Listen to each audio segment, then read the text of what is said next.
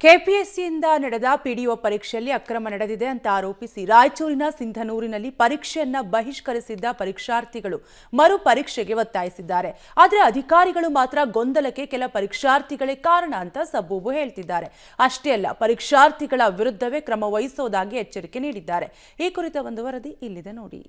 PDO ಪರೀಕ್ಷೆಯಲ್ಲಿ ಅಕ್ರಮ ಆರೋಪ, ಪರೀಕ್ಷೆ ಬಹಿಷ್ಕರಿಸಿ ಸಿಂಧನೂರಿನಲ್ಲಿ ಹೋರಾಟ, ಮರು ಪರೀಕ್ಷೆಗೆ ಒತ್ತಾಯಿಸಿದ ಪರೀಕ್ಷಾರ್ಥಿಗಳ ವಿರುದ್ಧವೇ ಕ್ರಮಕ್ಕೆ ಪ್ಲಾನ್. ಕೆಪಿಎಸ್ಸಿಯಿಂದ ನಡೆಯುತ್ತಿರುವ ಪಿಡಿಒ ಪರೀಕ್ಷೆಯಲ್ಲಿ ಅಕ್ರಮ ನಡೆದಿದೆ ಅಂತ ಆರೋಪಿಸಿ ರಾಯಚೂರಿನ ಸಿಂಧನೂರಿನಲ್ಲಿ ಪರೀಕ್ಷಾರ್ಥಿಗಳು ಪರೀಕ್ಷೆ ಬಹಿಷ್ಕರಿಸಿ ಹೋರಾಟ ನಡೆಸಿ ಮರು ಪರೀಕ್ಷೆಗೆ ಒತ್ತಾಯಿಸಿದ್ದಾರೆ.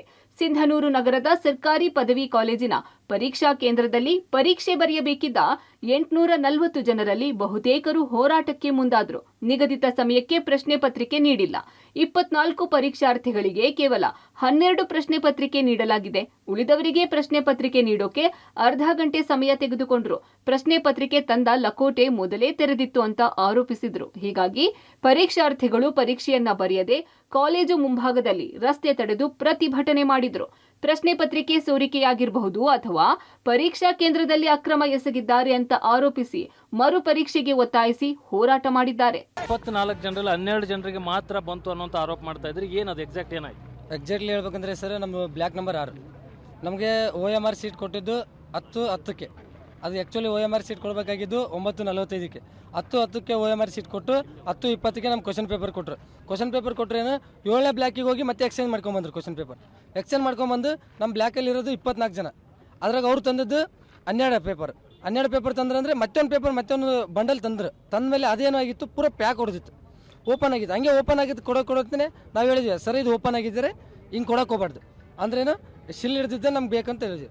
ಹಂಗಾಗಿ ಅವ್ರು ಏನಂದ್ರೆ, ಇಲ್ಲಪ್ಪ ಇದು ಎಕ್ಸ್ಚೇಂಜ್ ಆಗ್ಯದ, ಅದಕ್ಕಾಗಿ ನಾವು ಹಿಂಗೆ ಮಾಡಕತ್ತೀವಿ ಅಂತಂದ್ರೆ. ಹಂಗೆ ಮಾಡೋದು ನಿಮ್ಮದು ಅವಶ್ಯಕತೆ ಅಲ್ರಿ ಸರ್. ಅಂದರೆ ಇಲ್ಲಿ ಮುಖ್ಯವಾಗಿ ಯಾರ ಮಿಸ್ಟೇಕ್ ಆಗಿದೆ ಅಂತ ಇದು KPSCಯ ಒಂದು ಪ್ರಾಬ್ಲಮ್ ಅಥವಾ ಇಲ್ಲಿನ ಸಿಬ್ಬಂದಿಗ ಪ್ರಾಬ್ಲಮ್, ಏನು ಸಮಸ್ಯೆ? ಇಲ್ಲಿ ಸಂಪೂರ್ಣವಾಗಿ ಸ್ಥಳೀಯ ತಾಲೂಕು ಆಡಳಿತದ ಸಂಪೂರ್ಣ ವೈಫಲ್ಯ ಅಂತಲೇ ವಿದ್ಯಾರ್ಥಿ ಜನರು ಆರೋಪಿಸಿದ್ದಾರೆ, ನಾವು ಕೂಡ ಆರೋಪಿಸ್ತಿದ್ದೀವಿ.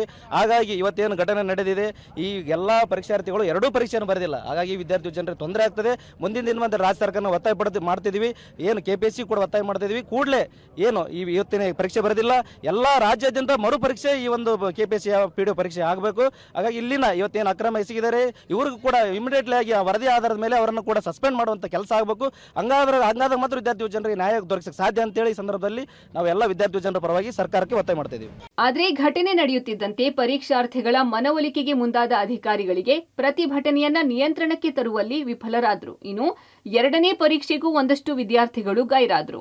ಪರೀಕ್ಷಾ ಕೇಂದ್ರಗಳ ಸಿಸಿ ಕ್ಯಾಮೆರಾ ದೃಶ್ಯಗಳ ಪರಿಶೀಲನೆಗೆ ಮುಂದಾದ ಅಧಿಕಾರಿಗಳು ಪರೀಕ್ಷಾ ಸಿಬ್ಬಂದಿ ಅಕ್ರಮ ಎಸಗಿಲ್ಲ, ಪ್ರಶ್ನೆ ಪತ್ರಿಕೆ ತರುವಾಗ ಸಣ್ಣ ಗೊಂದಲವಾಗಿದೆ.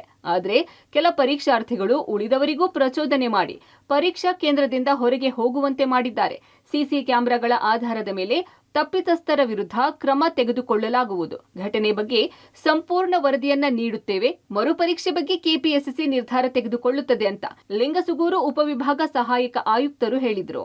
ಬೇಸಿಕಲಿ ಎಕ್ಸಾಮ್ ಸ್ಟಾರ್ಟ್ ಆಗುವಾಗ 9:55ರಿಂದ 10 ಗಂಟೆ ಒಳಗಡೆ ಅನಗತ್ಯವಾಗಿ ಕೆಲವು ಅಭ್ಯರ್ಥಿಗಳು ಗೊಂದಲ, ಒಬ್ಬರಿಂದ ಆ್ಯಕ್ಚುಲಿ ಏನಂತಂದರೆ ಒಬ್ಬರಿಂದ ಒಂದು ಸ್ವಲ್ಪ ಹುಡುಗರಿದ್ದಾರೆ, ಒಂದು ರೂಮಲ್ಲಿ ಅನಗತ್ಯವಾಗಿ ಗೊಂದಲ ಸೃಷ್ಟಿ ಮಾಡಿದ್ದಕ್ಕೆ ಏನಾಗ್ಬಿಟ್ರು, ಅವರು ಬೈಕಾಟ್ ಟೈಪ್ ಹೊರಗಡೆ ಬಂದಿದ್ದಕ್ಕೆ ಅದೇನಾಯಿತು, ಬೇರೆ ಎಲ್ಲ ರೂಮಿಗೆ ಸ್ಪ್ರೆಡ್ ಆಯಿತು. ಬಟ್ ಆ ಥರ ನಾವು CCTV ಎಕ್ಸಾಮಿನೇಷನ್ ಮಾಡ್ತಾಯಿದ್ವಿ, ಡೀಟೇಲ್ ರಿಪೋರ್ಟು ನಾವು ಕೊಡ್ತೀವಿ.